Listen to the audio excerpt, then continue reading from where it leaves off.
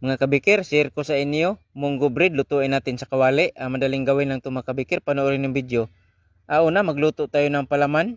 Magpalambot tayo ng 1/2 cup munggo. Maglagay tayo sa kaldero, 1 tablespoon margarine, 1 and 1/2 tablespoon oil, 1/3 cup brown sugar.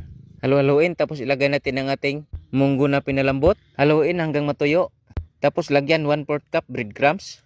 Pag nahalo na, itabi. Timpla tayo sa dough. 1 and 3/4 cup first class flour, 2 tablespoon sugar, 1/4 teaspoon salt, 1 teaspoon yeast, 1/4 teaspoon vanilla, 1/2 cup plus 1 tablespoon water. Haluin lang natin mga kabikir. Tapos maglagay lang tayo ng yellow food coloring, 1 tablespoon margarine. Halu-haluin. Pagkatapos lagay tayo ng 1/8 cup shortening or lard. 4 minutes ko itong mix mga kabikir, or need 4 minutes. Pagkatapos pinapaalsa ko ito ng 1 oras.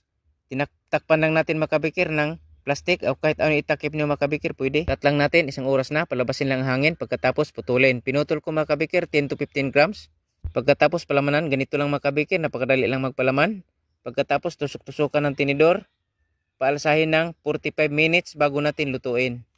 So ito, cut lang natin, 45 minutes na lutuin natin mga kabikir. Mahinang apoy lang, 3 minutes baliktarin na natin. Mula pagbaliktad, 2 to 3 minutes.